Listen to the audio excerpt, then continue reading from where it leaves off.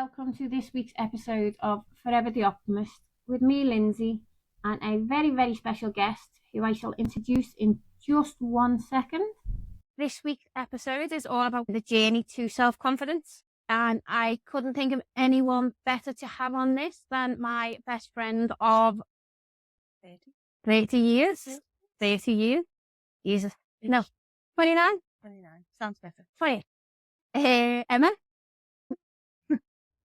29? Yeah. So we met way back in 1995. Yeah. Wow. When we started high school. Yeah. We were in the same class. Just went through it. Yeah. Yeah. Yeah. What? Like you say, 95 and it's in the war. Feels like it was a war, the school we went to. Yeah. Yeah. So I was actually really shy when we started high school. I think Emma just adopted me. Or I followed around, one of the two. I think it was just one of them where I think I made a joke one day and you laughed. I thought, yeah, she gets me. Someone has to. Someone has to. We've pretty much been through it all together. Yeah. Births, deaths, marriages. No divorces yet. Time. I was going to say, you're the only one that's married. Yeah, I've been through A hell of a lot. a hell of a lot in 29 years. Yeah. Drunken nights out, sober nights out. Mm-hmm. Rich and sunny day in vodka. We've pretty much been through it all, which is why I couldn't think of anyone better than Emma to have on the podcast, who has probably seen my journey through confidence or no confidence to confidence firsthand. Yeah. And also we'll ask Emma about her confidence. I think as a kid, I was quite confident. I was always the first one up to speak, the first one on the stage, the plays, all that sort of thing. I used to put my hand up in class to answer questions. Around times I was 10, they were wrong. See, I was the opposite. I would never put my hands up. Being on the stage in school was just a no. Even if we got certificates, I literally ran up and got them and sat back down. Yeah, I remember the sparks coming off your shoes. Yeah. Presentations were a no. They just weren't happening. And if they were, and I was the one holding a piece of paper in front of my face. Yeah. Couldn't think of nothing worse than when the teacher picks on you to read out. Oh, God, yeah, I remember them. I remember saying I was so hungry. It was the end of the class and we were in English. And I remember reading Chaos as Cheerios. And every time I read it now, I still read Chaos as Cheerios. Oh, my God. You remember Spanish? Yeah. With Mr. Nate? Yeah. And at the end of every class, he used to make you answer a question in Spanish. Oh, God, yeah. The sweat that used to pour off me doing that. Because one, I had to say something out loud. Two, in Spanish. No, I hated that. I think he took pity on me. Always just give me easy answers. Unless I was just dead clever. You're probably more clever than you give yourself credit for. Yeah, not in Spanish. Just about wrap my tongue around English. In school, you were confident. Yeah, in school I was confident. I think my confidence dipped a lot going into my 20s.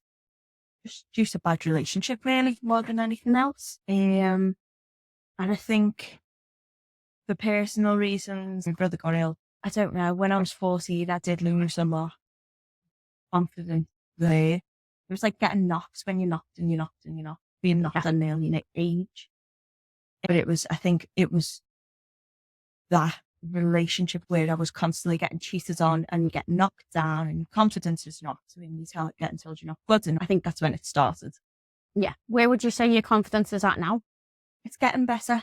I'm doing CBT, which is amazing. I remember doing a confidence thing with yourself. Yeah. With Hypno when I was going for a job and I was absolutely wrapping myself. We've done the Hypno. I couldn't believe the difference in myself when I actually felt like I could do it. I felt confident in myself that I could get the job, and I did, and I got it. And it was brilliant. You're welcome. Thank you for that. No, but over the years, I think I'm confident in areas now, and I think it's my self-confidence, which is at an all-time low, because confidence isn't just getting up and talking in front of people. It could be the confidence to wear on an outfit. Yeah, do you know what's funny you say that? For me, confidence was always, whether this was in school or confident people were always the popular, boisterous, loud ones. Yeah. For me now, I'm never going to be that person that screams and shouts and goes, everyone look at me. But I've got like a quiet confidence in myself where I'm like, I am good enough. I am this. I am that. Yeah. Um, Yeah. But confidence comes in all different shapes and sizes. It's not just a one size fits all. It's not. It's got so many areas. I'm coming to find myself as I'm getting older. There's a confidence in that you can actually get older. You're confident in the fact that you'll be able to grow as a human, not just the confidence to, I don't know, walk into a club and own it. I'm not even bothered about that anymore. no, You get to an age where it's just, you know what? I'm not even. no. I think for me, turning 40, and I remember your mum said, what was it your mum said? You'll get to 40 and you'll just think, fuck it. Yeah. And I think, She said the 40 fucker is Yeah. what you get to. and I turned 40 in January and I was like, yeah, I literally have. And you turned 40 a couple of months back now. Yeah. And you've literally said, yeah, I'm the same now. Yeah, it took a couple of weeks because I was a bit, I wanted to hide. I didn't want to be 40. Yeah. I was like, oh my God. Did you know, after a couple of weeks, and I was just sat there one day and I thought, you know what? You were right. I don't tell my mum this. I'll tell her. She loves me. Yeah, she was right. And you Yeah. just think, fuck it, because at the end of the day, it's like a selfish thing where you just think of, it's like self-discovery and you just Yeah. got to think of yourself and think, do you know what? 40, I'm getting what everyone thinks, just concentrating. As I said, as a child, I had no confidence other than when I was in the Scout, Yeah. which was a completely Oh different God, thing. that was you were a completely different person in the Scout. Yeah. You had Lindsay in school and then Scout Lindsay. Yeah. It was different. Scout Lindsay, I was actually senior patrol leader, which means I was the top Scout. From someone that wouldn't talk to someone telling people what to do, Yeah. there was always that one place that I just felt confident no matter what, which was weird. But I've seen over the years, I've seen where your confidence has gone up and down. You can see it's on the up again now. Mine was, like, for a while, it was the opposite way. And it was like, you were the confident one, I was the quiet one. And then it seemed to swap places a little bit. Yeah. And like, always balanced each other out in a way. Yeah. But now I'd say my confidence, it's like I said, since I turned 40, the work I've done on myself with everything that I've done, the therapy, the books, just not being as hard on myself. Yeah. Let me tell you that. I've told you that for years. I always say, you've got this. You're doing good. Believe in yourself. Don't be too hard on yourself. It's okay to have a shit day. It's okay to sit there and stuff your face with chocolate one and watch talk crap on the telly one day. All right. I think for me, the big thing as well, I feel like I always go on about this, but it is big things that happens, is losing my mum, dad and brother, dealing with it the way I have and all the other stuff that went with that. Yeah. I don't give myself the credit for dealing with that. And No. like, I wouldn't say coming through that because obviously it's always something I'm going to deal with. But other stuff like breakups and things that I'm going to like, you look back and you think, I've got through that, I've survived that, so why am I so hard on myself? And yeah, I think as you get older, you think, yeah, I'm doing okay. I have no idea how, but somehow we're getting through everything. Yeah. And I think that kind of gives Yeah. you the confidence to be like, I can deal with anything. Maybe it's more resilience that's than confidence though, but I think once you get that resilience. They're like a bit one and one, they're long. Yeah. Kind of like one thing. You know? For me now though, I have never been as secure, maybe better than confident, secure in myself as I am now. It sounds mental after the year I've had, but sometimes you need them things to become who you are.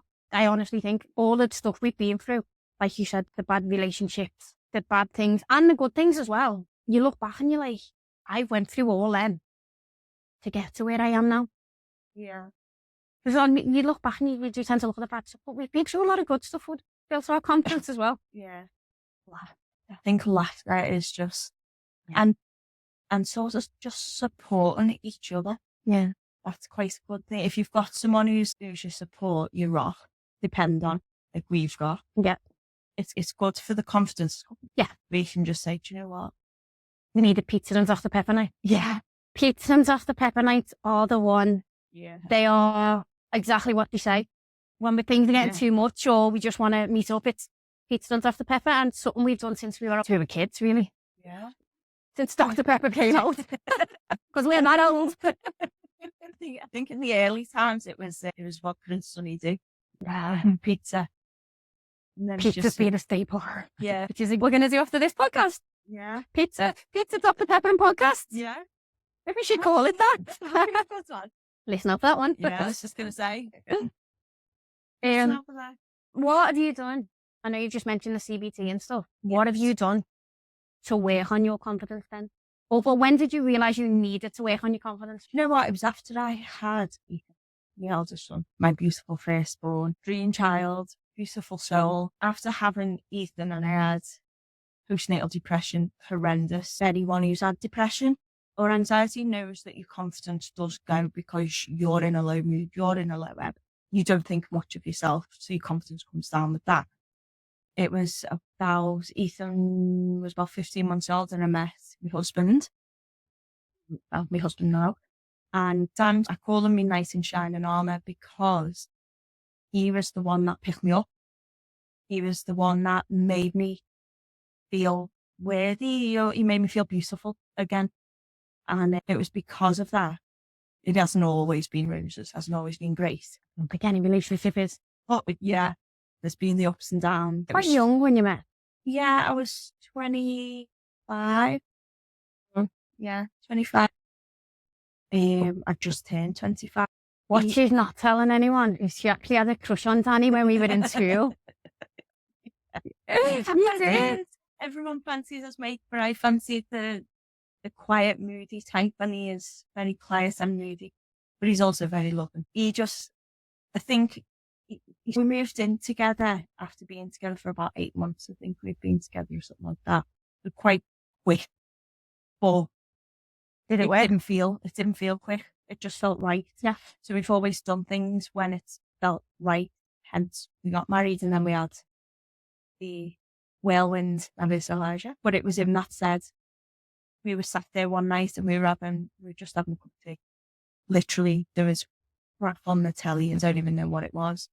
And we were talking about past relationships as you do. And he said, you're not very confident in yourself and you should be. And I think it was at that point I thought, I looked back on myself and I used to keep a journal, which journals are amazing. You know what, when you say that, I started one in May, just after losing our stay. And I could not imagine a day going by where I don't journal at least twice a day. Yeah, it's amazing because you can look back on your progress. Yeah. And I think that boosts your confidence as well because you'd actually look and you're actually physically seeing evidence of you getting better, doing things. It's just an amazing thing. People always laugh and go, oh God, kids keep diaries. See, as a child, and you'll get this, I never kept a diary because I had brothers. Yeah. Anything wrote down could be used as evidence. Yeah, that's blackmail and stuff. And I was quite lucky because my brothers were quite a bit old. My middle brother's 4 years older than me, but my eldest brother's 12 years older than me. So by the time I came along, he wasn't. He had a girlfriend. Like he went on. My middle brother hated me. Didn't really look at me.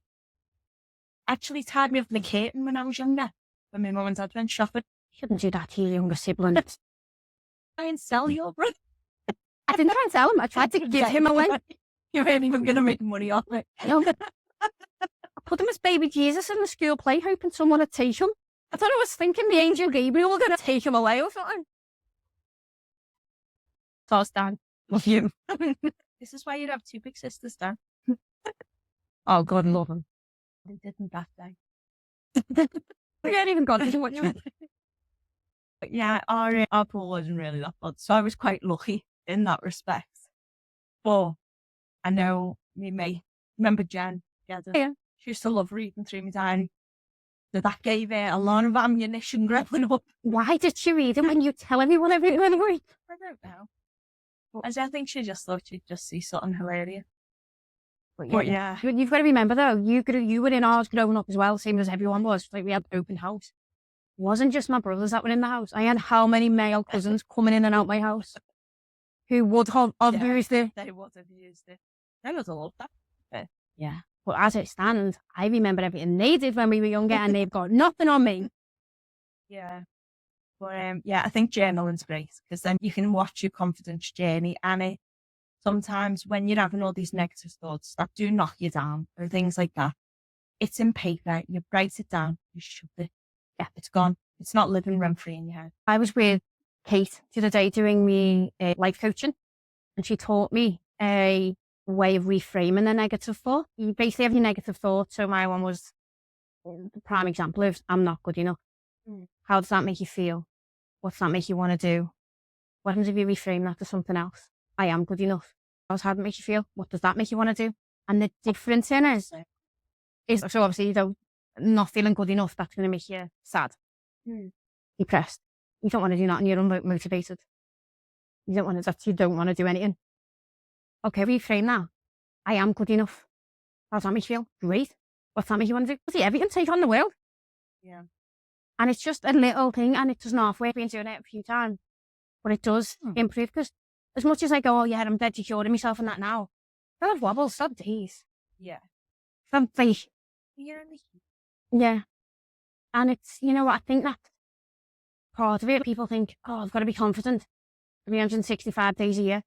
No. Like I said to you before, Tuesday was an awful day. I woke up in a bad mood, cried my eyes out. I had one of them days where nothing felt like it was going to go right. Work's doing my head in, trying to rebuild the PT business, trying to do everything at once as usual, working on myself. And it was just a bad day. Rather than beat myself up like I've done in the past, I took myself off for a nap, which I never do. Took myself to the gym, came back, got a shower, put me comfy trackie on, got a cover, got on the couch and read my book all day. Yeah. And that's fine. That's what we've got to do. And I know people will be like, oh, reach out and talk to people. Yeah, sometimes you do. I didn't want to. Yeah. You know, sometimes though, when I'm like that, and I know I'm going to get told off by you so bad now, is I go, they're not going to care anyway, or they've got their own stuff. They don't need, not so much they don't care, because I know you care, but she's got her own stuff going on. She doesn't need mine on top of that. I know, but that's what we're here for. I know, but that's how you feel sometimes, Yeah. isn't it? Yeah. You're like, she doesn't need it. She's got 2 kids, she's got Danny, she's got all this going on. She doesn't need my crap. And then, Yeah. I feel like that with you, because obviously when you lost Stephen, I was going through a bit of a shitty time, but I was conscious of the fact that so you and your shitty time was much bigger than mine. And I just think, why should I burden someone with something so media? from my point of view, though, is I wanted people to tell me stuff, but probably not the healthy way of dealing with it is that I then didn't have to think about my shit. Yeah. I could deal with your shit. Yeah. But it's trying to keep normal and get back and keep the routine as well. To keep a healthy head sort of thing. That makes sense. And I think sometimes as well, I know journaling it, gets it out and gets it in your book, and that's great. Sometimes saying it out loud makes it a bit more real. Yeah. Like an affirmation sort of thing. Yeah, but even in a Or bad way as just well, if you're saying it. Yeah. like for me to hold my hands up and go, I'm struggling, is a big thing, because I think I'm Wonder Woman, I can deal with everything. Yeah. But I have learned, and I think that is having the confidence to be like, I need help. Yeah. I'm struggling today. Yeah. And it does come from having the confidence to be like, yeah, I need the help. I need someone to be in charge for a few hours and just let me have time off. Yeah. I think having that confidence where you can ask, where you know I need to ask for help. I think that is massive. Some people think that's like you shouldn't have given up. No. But it's not. That's a very strong person to actually hold the hands and say, do you know what? I'm not. Yeah. I'm not okay. I'm not really strong. Yeah. Coming out. Yeah. Help me. Yeah. And then having that confidence to go into something, say like a therapy, and talk to someone who you don't even know. And then Sometimes though, that can make it a bit easier. yeah. Not all the time, especially me being the way I am. Like, again, my default is to be shy. I have to fight against that sometimes and remind myself I'm not. Yeah. But I think you can be confident and still be a little bit shy. Yeah. Quietly confident. Yeah. Really quietly. Because I don't think I'm ever going to, like I was saying before, I'm not going to be the big one that walks in the room and goes, today, I'm here. I'm not. Unless I've done the usual trick and walked in the room and tripped over something and being like, hi. Over here. How the doors work. But again, I don't think either of us are ever going to be the ones that are there screaming, shouting, run a man nuts. But I also don't think anyone could really say that was shy now. Or not shy, it's that we lack confidence. Especially when we're together, I think we do. Bounce off each other a lot. Emma likes to introduce me to people as this is Lindsay. She doesn't have a filter. Yeah. Don't know why. She's being mean. I have another name for you as well. Go on. Octopus. The octopus is the other name. Yeah. Yeah, we go with octopus. Yeah. There is a meaning behind that. I can never remember it. It's something to do with the tides coming in and out of friends, coming in and out of your life, but the octopus is the one that stays stuck to your face. I've got it on my phone somewhere. And after... And I'm going to get that tattooed on my arm one day. I think after 29 years, I'm kind of... I'm not good anyway. I've took a big character. I am the one that, the straight talking one, if you want. Yeah. Sometimes too dark. Yeah. Emma's, you're a little bit nicer about it than I am. Yeah. I just... You're blunt. Yeah. But I don't realise how blunt I'm being. I might say it with a smile. Do you know what? That I think as well. You were saying before, a lot of people don't get my humour. Yeah. Like you do, which is great because it is dark. Yeah. I've got quite a dark sense of humour. I think maybe that's why we gravitated towards each other. Yeah. Because not very many people used to get things I used to say. Yeah. I mean, I make jokes about my mum and dad being in a box in my living room. But at the end of the day, that's how we cope with stuff. And yeah, I used to suppress that quite a bit. Not obviously around you, but around other people. And people would be like, oh, she's quiet, she's boring, she's this. And then I am that thing. I'm quiet when you first meet me. Once you get to know me, I'm like a completely different person. And you're like, who is this little maniac? But that's just, it's who I am. And I've accepted that. I think with me, the big part of confidence is I've stopped trying to change myself and accepted who I am. Yeah. Yeah, that's an amazing one, that. I work on myself, obviously, because I've got, same as you, been through crappy relationships, had your confidence knocked, and I've had like, severely knocked. Never really felt like I really fitted in and stuff like that. Now I'm just thinking, this is who I am. Yeah. Accept me. Or else. No. No, when it's serious, it's like, therapy for me is massive. I've had hypnotherapy myself. I'm obviously trained in it now. And I do with Kate. She's helped me massively, and especially with the life coaching and getting values and boundaries and that, which I've always had. Just haven't had the confidence to put in place. And that's where relationships, friendships, and romantic ones, I've always been made to feel second best and even used a little bit. Not anymore. No, yes, the power of 40. Yeah, how to say now. Yeah. I've known what I want, because you know what? When you think back on everything that I've been through, at the crucial times, I have been single. Yeah. So I've done it on my own. I'd say on my own. I've obviously had you and people around me. Yeah, but having a partner who's supporting you is different than having your mate. Oh. Because 9 times out of 10 they're with you all the time. Yeah. We can't. Yeah. As much as I'd love to be. There's always space. No. I've felt like that over the last 6 weeks. There's always space. If not, they've done airbeds. I've got a tent if you want to go in the back garden. I was going to say, I'll even speak to temple. I think now I'm just me, and this is who I am. And I found that since I'm getting more confident. When I go on nights out now, I'm drinking less. Yeah. See, that's a big thing for me. My confidence isn't at that level yet. Yeah. Really not. It was. Oh, yeah. We used to go on many nights out and not drink. Yeah. You wouldn't drink, and I'd hide behind you, so I didn't have to drink. In fact, I remember you on the pole in Pop World, completely sober, spinning man.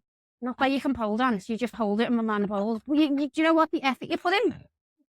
Can't knock you. Oh my God. I always end up having a dance off when we go there. Oh, I love that place. I love that place so much. I don't think we've ever, in fact, every time I've been, I've never had a bad night in there. No. Oh, it's such like a school reunion. Whenever we go in, you always see someone we went to school with. Yeah, and years ago, I would never have gone into a bar without having a drink. No. Now I can go on nights out and not bother me. Yeah, because we used to have drinks before we went out. Pre-drink before we went out. We'd be drinking, getting ready to go out. My mum would appear with a plate of sandwiches. Yeah. Make sure you think now. Line your stomach. Just want a coat. No more. You gonna put tights on with that? No more. What about this dress? Now I'll go out to put my tail lights on. I always go up, so I always have a coat.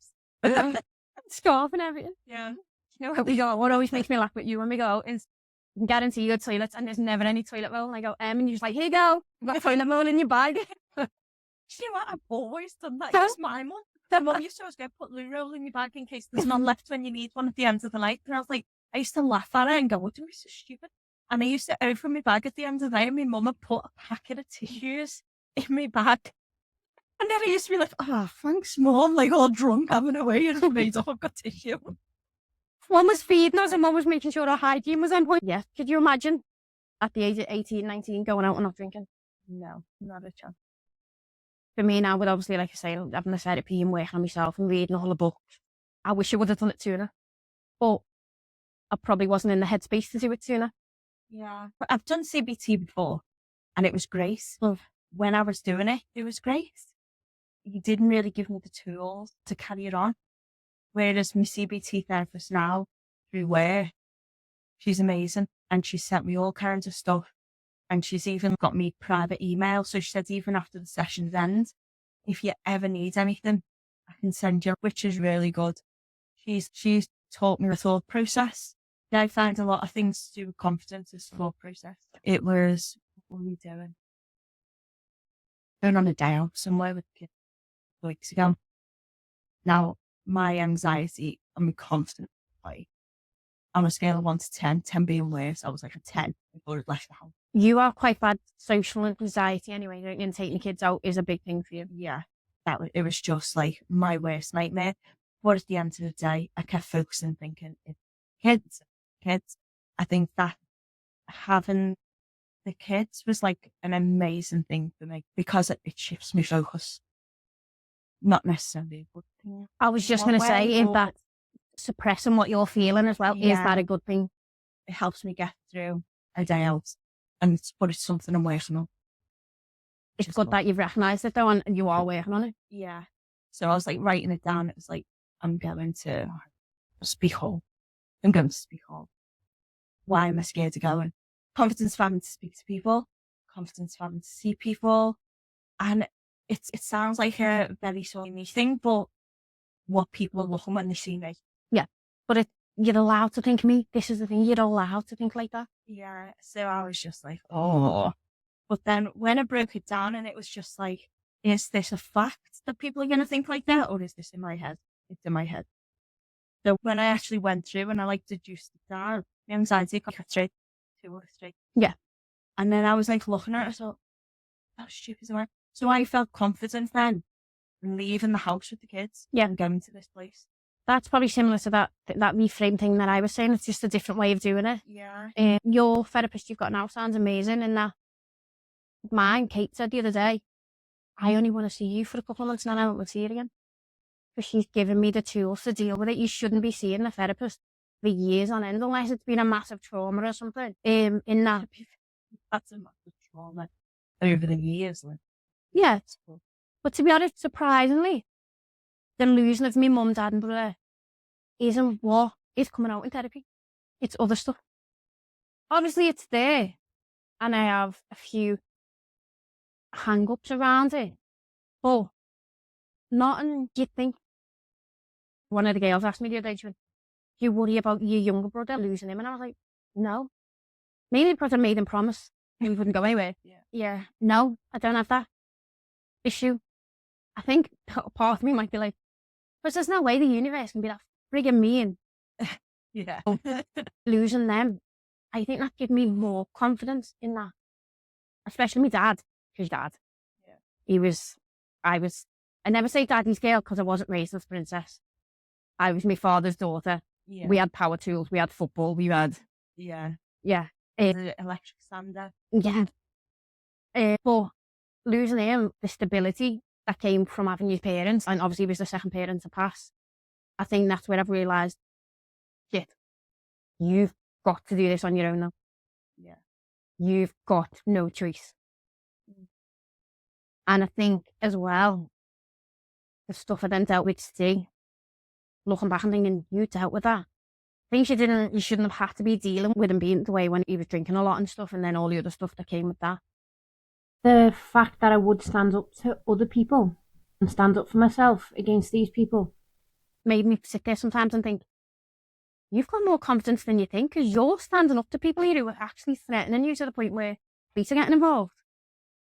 Maybe you should give yourself a break. I used to say that to you all the time. Yeah. I used to say, you don't realise how confident you are.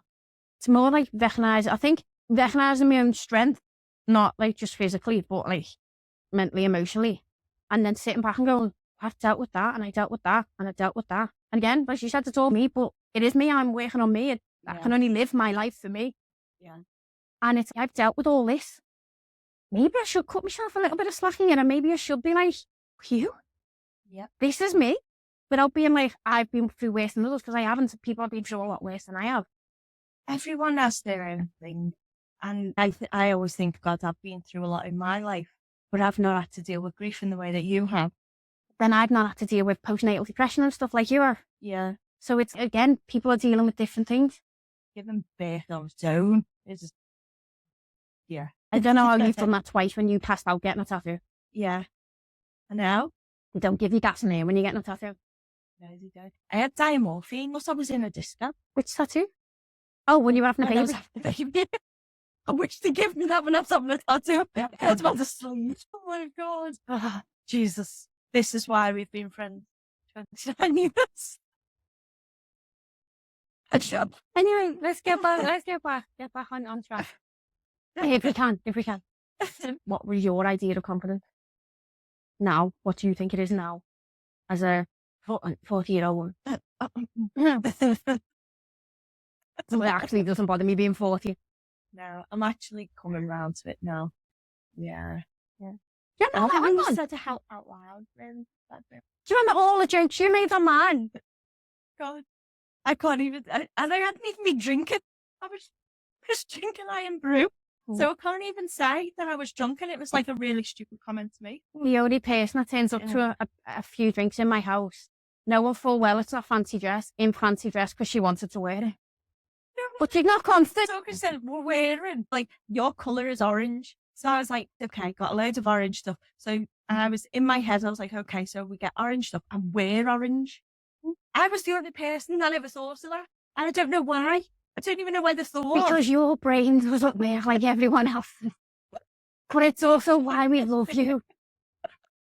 Oh my God, this is why I'm having an ADHD assessment. I was having my brain doesn't work. Oh, I think I've got freaking ADD or something. Yeah, I've already done my questions, and even when I sent them through to the doctor, I looked at them and I was thinking, yeah, she's going to say I'm either really batshit crazy and I'm on my way to Ashworth because I'm going to commit a murder or something, or I'll have the evidence in the body. Yeah, I'm totally on this planet. I just can't have one task at a time. I've got to have 6 or 7 things going at once. And I can handle 6 and 7 things at once. That's the scary thing. I have that in where I can do like hundreds of tasks. I'm so confident in the work that I do that I can do that. Home life, I've got to do one thing at a time because otherwise I crumble. Why do you think that is? I don't. Why are you so confident in work? I don't know. I feel like I know what I'm doing, whereas my home life can throw so much crap. I've got one son with Asperger's, one son with separation anxiety. I've got my own anxieties. And I'm sure my husband's definitely on spectrum. He's OCD or something. He's just Danny. Yeah. And it's just, you never know what he's going to come home and do. And a cat. And the cat. Oh my God, the cat is our baby little weirdo. That's what we call her.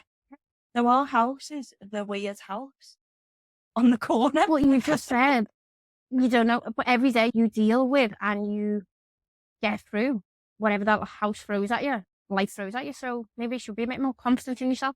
Yeah. Or maybe once you get your anxiety under control, that'll come. Yeah. I think actually, because my therapist actually said this week, she was like, I'm so proud of you. Don't know how well you've done. And I don't know, but can't hear it. You know, like I can't accept it myself. And I think that's what I've got to work on. I've got to work on accepting it. But I'm with you on that. Whereas I can't take a compliment. I'll twist it around and say something funny. I'll come out with something stupid back. Yeah. Or I'll give you one back. So if you were to go, I like your hair, I'll be like, I like your glasses. Yeah. But I'm the first one to walk in a room and go, that dress is gorgeous. Yeah. I just can't take them back. No, I can't. And I used to make a joke and go, if I don't accept compliments, I don't have to accept criticism. But the criticism I will take. Yeah. So I walk in, you go, your gays are coming through. I'll be like, oh no, yeah, shit. But I wouldn't say nothing. But really, I should turn around and go, well, fucking through your shit. Yeah, I've seen straight here. Well, I can't. I find it easier to take the bad stuff rather than the good stuff. But act like the bad stuff doesn't bother me. And then I come home and cry to you on the phone. And I've got a baseball bat and a car full of petrol. Let's go. I sat on my bed doing this podcast. And if you look down there, there is actually a baseball bat. We're all set. So don't be upsetting us. I don't even know how do we get into the conversation then? That's the other thing I've noticed. And you'll probably agree with this. When my mum passed away, I was struggling bad. Really bad. My confidence was on the floor. I just got out of that relationship. Yeah. My mum got sick. Then I got messed around by someone that was playing me off against someone else. Then my mum passed away. Oh, then we lost Craig. Then my mum passed away. Yeah. So my confidence was on the floor. It was quite a lot all in one. It was literally 9 months of hell. Yeah. And my dad was struggling, so I was worrying about my dad after mum passing away. Yeah. So I moved back home, which was giving up my independence. And then I remember struggling so bad that my dad agreed to me getting a puppy, which he never said I could have. Even as a kid, it was all, and I am dog mad. We had dogs and that, but we never my dog. Yeah. It was a family dog, and I did love them. And then I got Bob, who I have done, and I know I've done, I've hid behind him. Yeah. I have used him as a shield to not get close to people, or to even when we've been on nights out and I've wanted to go home, I've been like, the dogs need me, dog need me. Yeah. And I know I've hid behind him. Not so much now, but I have been really bad for that in the past. Yeah. So he's always been like it's like a buffer. Yeah. I was only a couple of months back, I've realised I've actually done that. And I'm like, oh, but then at the same time, I mustn't have felt safe with people to have to do that. I think as well, after you lost your dad and then you got Lily, I think then you had the two of them. Yeah. And they were. Do you know what though? I think since getting Lily, I actually do it less. Oh. Because I know them two can be together and be fine. But losing my dad and then going through that relationship, surviving that relationship. Yeah. That's like a Bear Grylls survival, that was. Yeah. I reckon I could run up and down Everest after surviving that relationship without oxygen. But after that, I think that's when I then got Lily towards the end of that. It was a case of, I don't actually need to hide behind the dogs. No. That's because your confidence is coming up. Yeah. But weirdly at the time, he left my confidence on the floor, that relationship. But I must have still had something there to be like, I'm walking away from it. That takes a lot of confidence to walk away from someone. Especially someone who say that's threatening. Yeah. That's the right word to use. Yeah. Or who had that. Who had that sort of demeanour. Yeah. Yeah. It was a bit unpredictable. Yeah. Do you know what I will always be thankful to him for though? It was him that made me take a step back from dating and start working on myself. Because I was attracting that type of man. And that's where the confidence has come from and all the self, I hate saying self-help stuff, but that's where it's come. Yeah, that's where it's come from because I was like, no, you need to take a step back. Not that I blame myself for the way he treated me because that was on him. Yeah. But why was I letting him? Why did I stay with him? Yeah. Why did I think that was all I was worth? And it was sitting there asking myself them questions that were like, time to make a change. And I did. And now look where we are. Yeah, men aren't the be all and end all. I think when I realised that, that's when my confidence come up a little bit because I've been broken down by 2 previous relationships. Left with a baby off one on my own. Then he dragged me through court and all that. That was hard because it was questioning, am I a good mother? So I did question myself, am I confident to do this on my own? Yeah. I always say, at the end of the week, we were still alive. Yeah. And you're a great mum. You need to stop putting yourself down on that. You are a great mum. Both your kids couldn't be more different to each other, but they're both amazing boys. The one thing I was made up with that I actually sat back and thought, oh my God, yeah, I have done this. And I must be some sort of a good mum. I must be. You're a great mum. Take the compliment. Put it in my pocket. That I must have actually done something right was when Ethan actually opened his GCSE result. He did have he's had 2 bouts where he wanted to take his own life. The understanding of his despair just was behind one of them. Behind the other was his own social anxiety and things like that. And he missed quite a lot of school through me taking him to therapies. But through me doing that, it gave him the confidence to actually go into school and sit his exams. I'm so proud of him. You'd never ever realise how proud of him I am. And he passed every single one except for English and history. History, he didn't pass because he said he didn't want to do nothing in history. So I told him, don't focus on it then. Yeah. He got a 3, which in our standards is like, what, a D? I was just going to ask you that. Yeah, in our standards it's like a D. And he was like, I'm not bothered about that. And I said, but you never even tried and you still got something. Wasn't like an unmarked or fail, like an extreme fail. His English one he was quite obsessed about because he did revise. Because his self-confidence is horrendous. Yeah, he's always been like that though, isn't he? Even as a kid, he wasn't the most confident. He got bullied terrible. That's another thing with your confidence as well. You might think your confidence as an adult is because of adulty things that's happened, but it's not. It could be relating back to. I was saying to you before, the stuff that's come out in therapy is relating back to me being an 8, 9, 10-year-old. Yeah. Which actually makes perfect sense because, as I said, when I started high school, I wasn't confident. Yeah. So why would it be adult stuff that's affected me before I was an adult? Yeah. See, I found my confidence did plummet when I was in high school because I did get a little bit bullied in high school.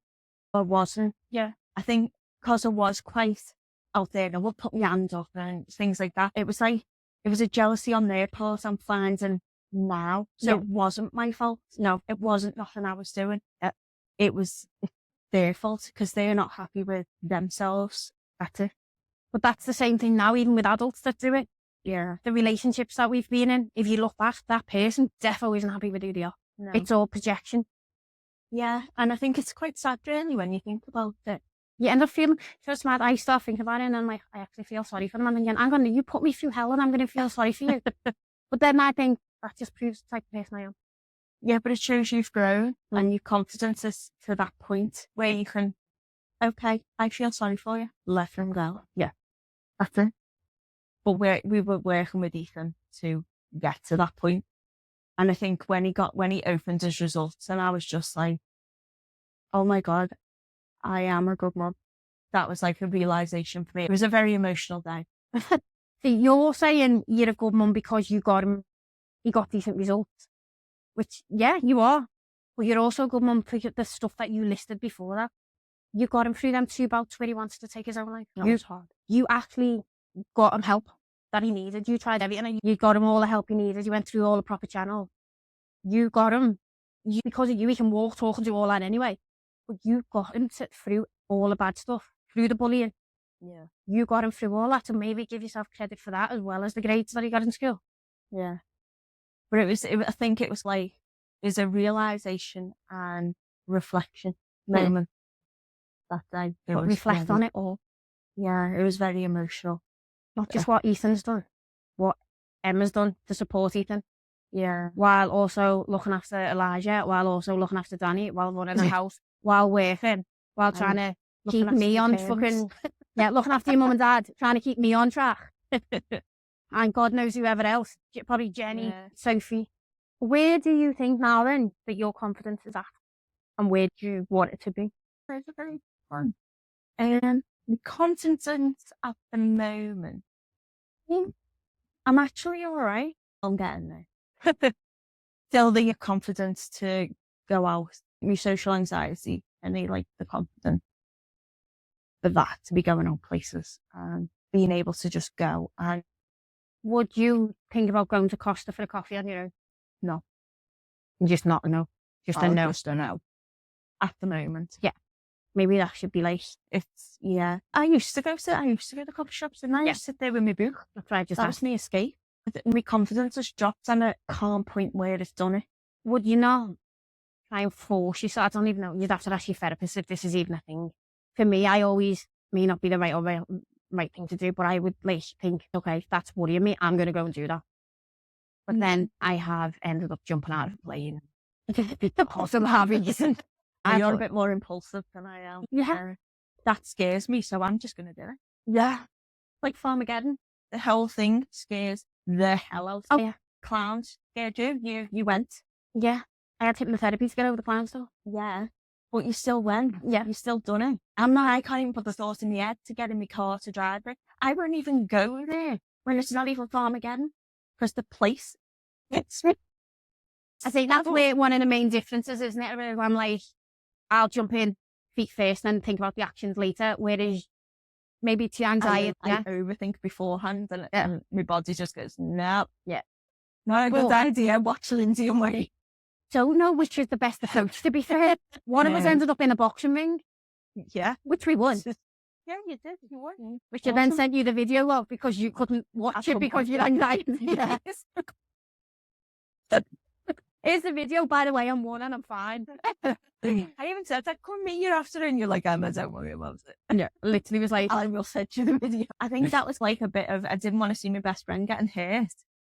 And I didn't want to be the one to jump over the ring and get in and tag team them. Do you know, it was like Christian at your heart out. Yeah, like my WWE childhood days thinking, I'm going to tag team this motherfuckers, they hate my bestie. And then on the other thing, I was just like, all those people that are in that room. So you actually went with too many people being in the room. No backup for me then, no? I think you had your bases covered. There were loads of people there. Wow. I was like, all the people in there. Feeling the love, I'm feeling the love. You had all that backup, and I was just thinking, I've been quite good. So the jumping out of the plane came after losing my mum. Therapist have a ball with this, wouldn't it? Yeah. The boxing thing came after my dad. I've done anything yet. I'm not abseiling down Liverpool Football Club. See, I thought you were going to say the cathedral. I was going to say I've done the cathedral. The football club one I do want to do, but only because I want the picture of me next to the badge. Oh my God. But no. You know what's scary about that? Is that wouldn't give me the buzz that I'd be looking for. It just wouldn't give me the rush that I'd want. It wouldn't. I need something that hits the shit out of me. But then I get up there in the plane, I was laughing and joking until we got so high, and then I was like, oh shit, this is serious. But I can't remember feeling scared. What about the bungee jumping? I would, but I want to do that. There's one in the Highlands you can go and do. Seen that one, that looks cool. Are you not meant to say bungee jumping looks cool? Did you not do it with me? No, what did I say? And how the hell is an elastic band around your ankles going to see you? No, I can't do it. I'd rather jump out of the plane. But that's just a sheet over your head.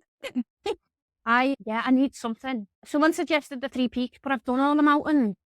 And the idea of doing it as quick as you can doesn't appeal to me because I like the view. Yeah. Enjoying it. Yeah.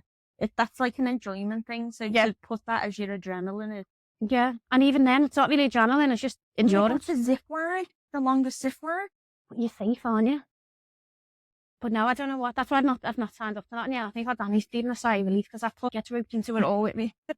I was going, do you want it now? I was like, Danny, where did although we did the other week when I was in ISGO, why don't you get up on the stage? And I was like, no.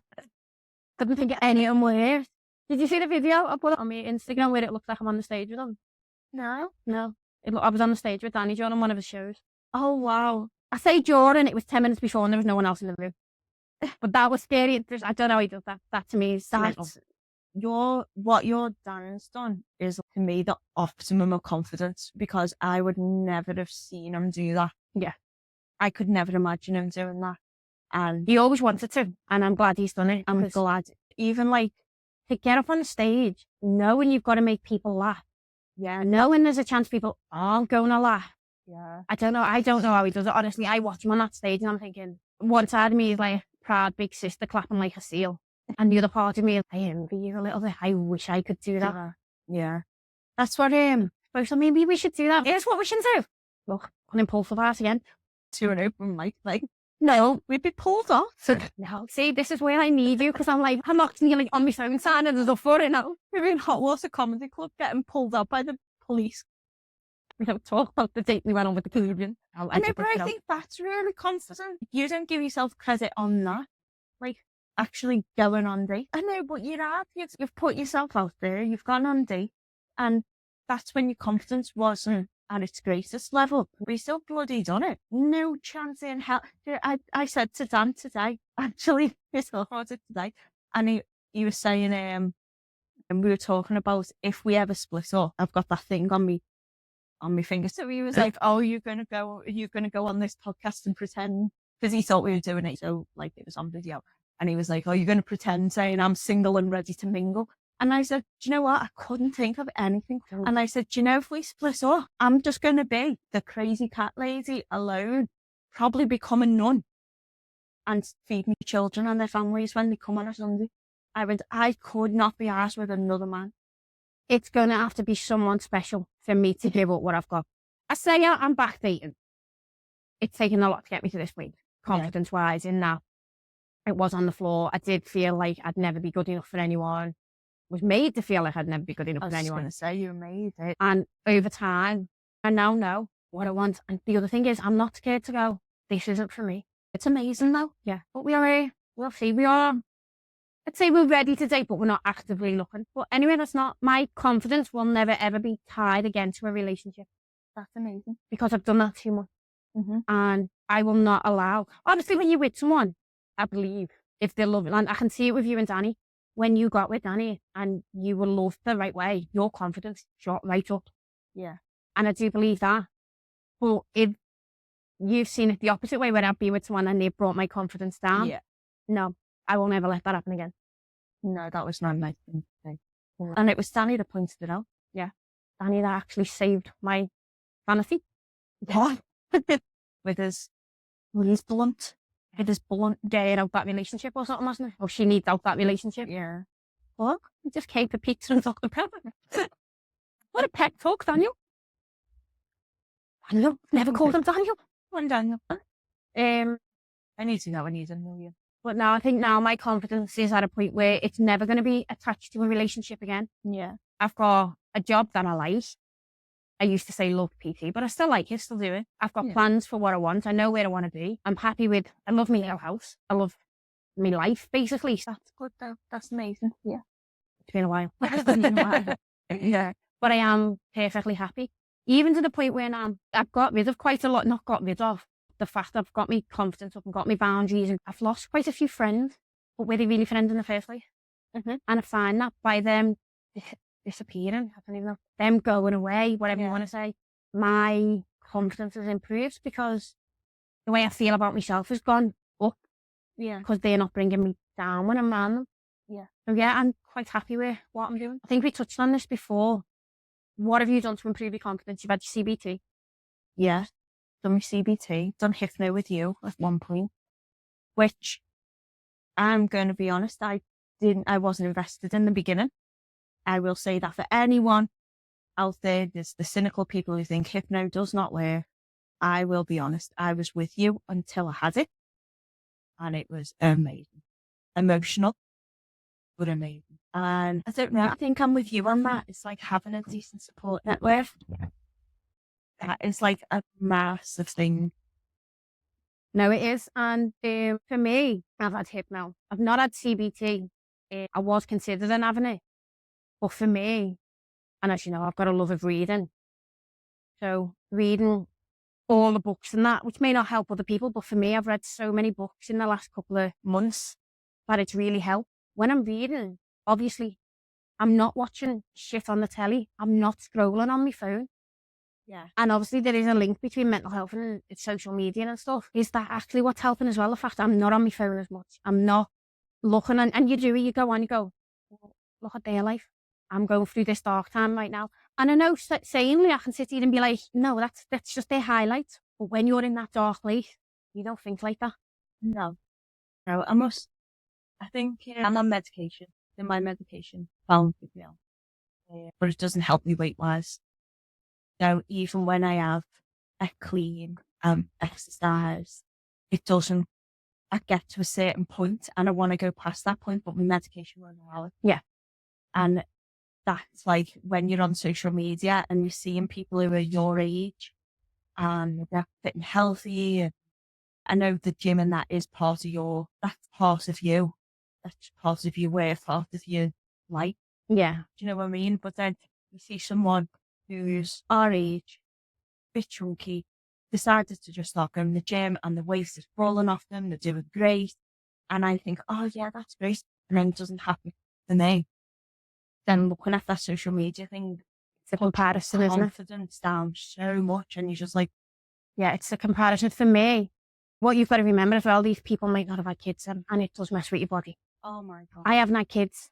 My family genes, you see my mum, she was 6 stone soaking wet. Yeah. Not having to be on medication's a massive thing. And yet the gym has always been a part of my life. But that was the escape of, I always say the gym was my scouts as a grown up. I was always confident in the gym. Then people like you see on social media though, not saying they are, especially the girls that we went to school with, and that probably aren't, but a lot of them are photoshopped.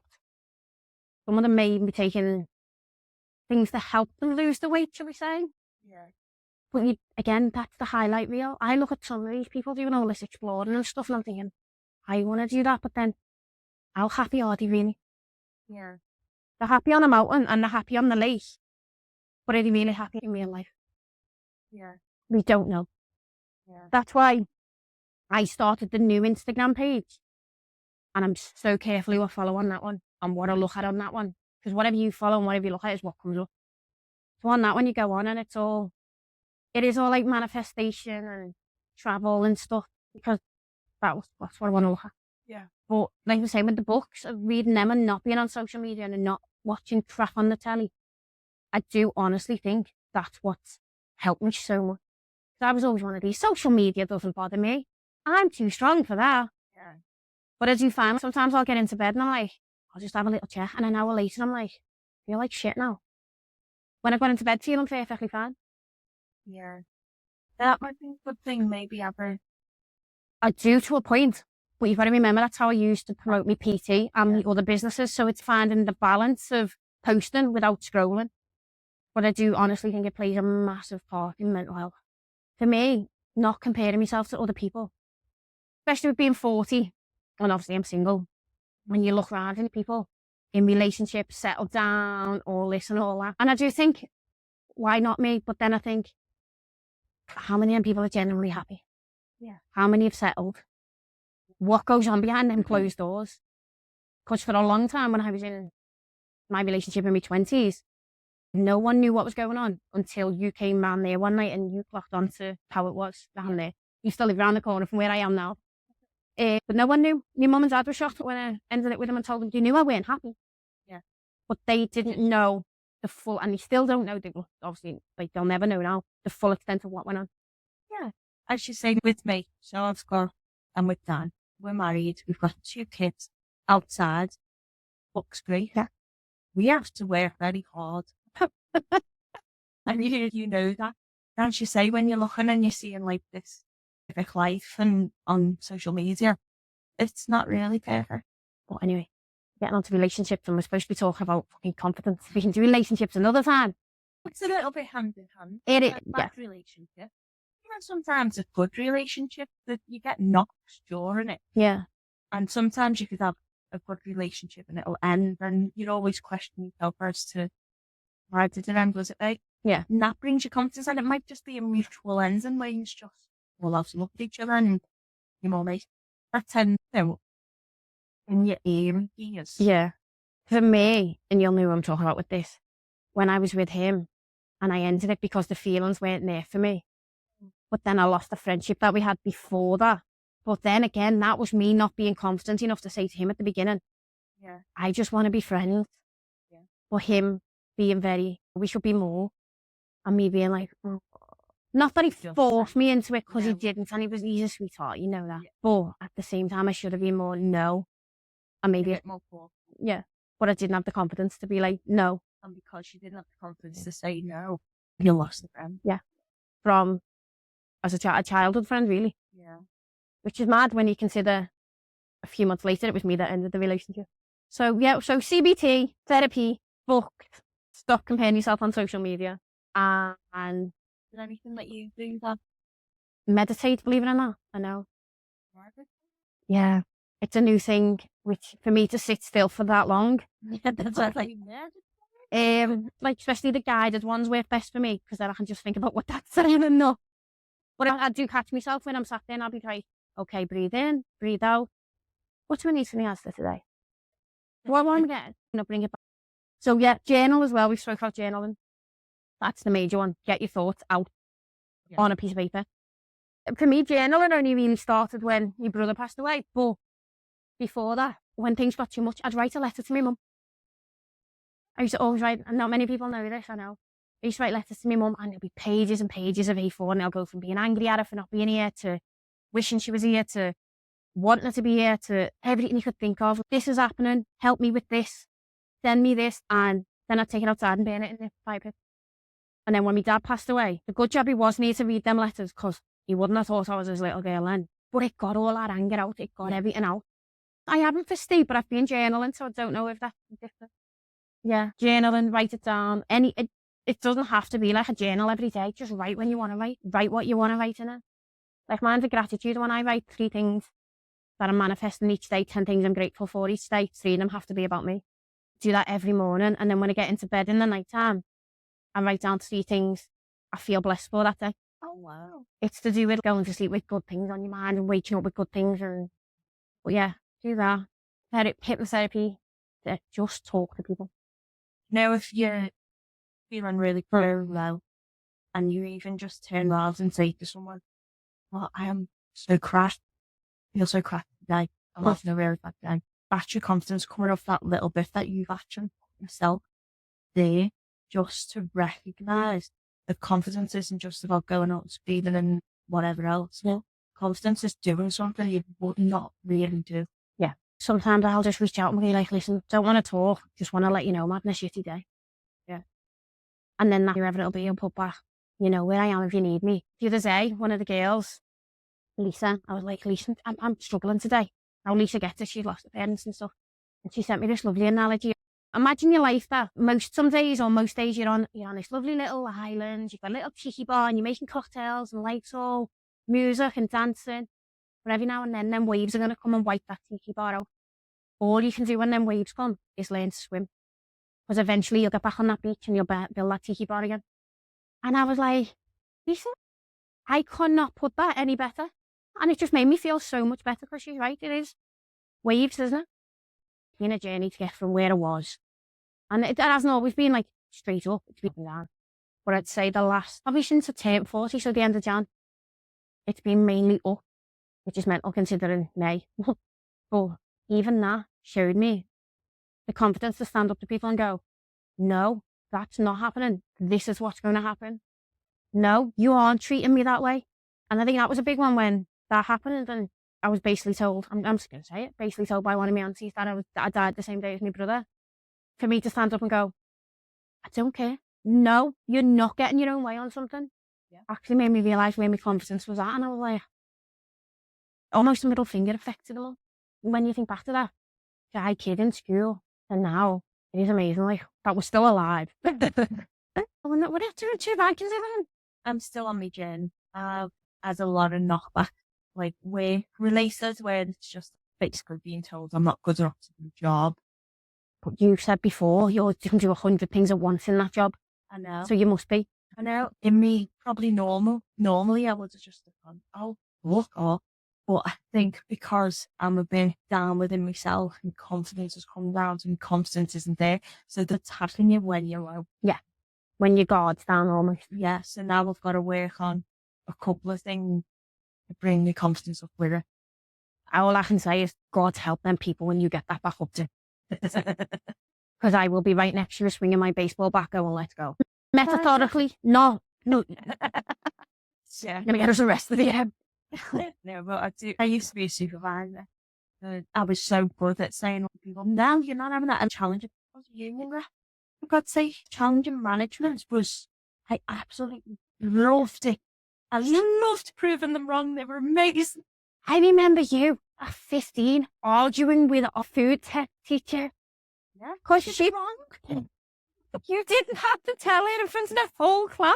But she was wrong. Because you were making what we were making, pastry, I think it was. And because I made it a different way, didn't make it wrong. Because she made it a different way, didn't make it. I made it the way she told us to and it didn't work. Yeah, and mine wrong, so mine was right. Well, that didn't right. And I was going to say pastry's not supposed to last. Pastry though. But when we pastry was perfect. When we made pizzas and we done the pizza bake, you're supposed to cover it and leave it so it can rise on its own to let the yeast activate. She didn't want us to do that. I'm not arguing with you. Put the finger around. And just say you were wrong. Just because I... Right, it was, we were 15 at the time. It was a long time ago. Still annoys me. But that's the thing. Do you know when you do your CBT next? Yeah. Speak to them about triggers. Like, do you know you talk about triggers? Do you know what a glimmer is? Glimmer? Yeah. Trigger is something that sets you off on a bad thing. Yeah. The glimmer is the opposite, so it's about joy, happiness, peace. Look for glimmers, join you there instead of trigger. In other words, please can we stop talking about because she's scared me. That's what I mean. That's like a confidence thing, is when they're telling you that you're wrong just because you're not doing them. You're not doing it their way. Yeah. Still saying that's the thing. That was helpful. But she was wrong. Oh my God. If I could just be this confident when I'm outside this door. Apparently Emma's confidence place is sat on the bottom of my bed. By the way, we're only sat on my bed because the room is full of soft furnishings and it makes the echo less on a podcast. Apparently, which makes me sound like I know what I'm talking about, but I have no idea. I digress because I've tried to stop this podcast about 6 times now and we keep going back to stuff. 3 tips to someone who's trying to improve their confidence. Listen to yourself. Write away negative thought. And always remember you are good. For me, it will be, same as you, journal, write it down. As someone who never believed in it, do it. It makes a massive difference. Trust yourself. Trust yourself. And no matter what anyone says, believe that you are good enough. Tell yourself you're good enough, even if you're lying to yourself. Because you will be able to fool your mind into thinking that you are good enough until you actually believe that you are good enough. I know what we'll do as well. I like doing this. What's one thing that you're grateful for? Absolutely anything. I'm grateful for family.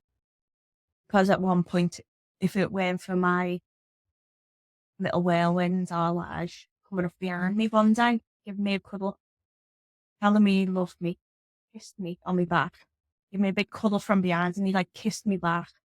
And he was like, I love you, Mum. You're the best mum in the world. And at that point, I was at a point where I was going to end my own life. And I was thinking about it. And at that point, when Elijah done that, I actually shook myself. But you called yourself back from that point. Yeah. And you're not proud of that. Yeah, you're not, are you? It's only just hit you right now that you should be proud of that. It was just so because I went, I'm like a survival mode. So I was just thinking, I've done it. Yeah. Because I need them. Oh, we're in a survival mode, but our fight or flight thing is always we're going to fight. And it may not be physical fight, but we will put our heads down and we will keep going through it all. Because it is what we know. It's what we know how to do. Which isn't always a bad thing, because now we know to go, okay, I can't fight this on my own, help me. One thing I am grateful for this week would be you. Me? Yeah. Because no matter what, take the compliment. No matter, because no matter what, I know, whatever I'm going through, whatever you're going through, I've just got to pick that phone up. And whether you ring me, text me, turn up on my doorstep, you're always there. And I'm grateful for that. Because I know being around me and being in my life isn't always easy. Because I don't make it easy at times. No, but it isn't, you know. I'm jumping out of a plane and not always fix it. How it worked. It's more, obviously, my family basically adopted you from the same time that we became friends. And I know that you've been through that loss. You feel that loss, especially when you were really close to me, Dad. Yeah. I think that hit me more than I ever told. Yeah. Oh, I knew it did. I feel it did. I might have been in a bubble, but I've still seen things. But yeah, you're just always at the end of the phone for me. And you're just never allowed to leave because I'll stalk you. We always said, didn't we, about, because I remember I was looking at moving somewhere else and you said, do you think you've got another spare room for me? Oh, yeah. And I was always looking for it. And I don't know to make a spare room for you. I sleep on couches. I'm quite happy. I can literally sleep anywhere. Like, wherever I end up, there'll always be, I don't want to say granny flat. Not going to be a granny flat. I think on that note, we shall leave that there and go and order our pizza because I am starving. We're going to go order some pizza, add Dr. Pepper and generally put the world to right. Thank you for coming on my very first episode. I know. Thank you for inviting me. Very new. I shall speak to you all next week. Bye.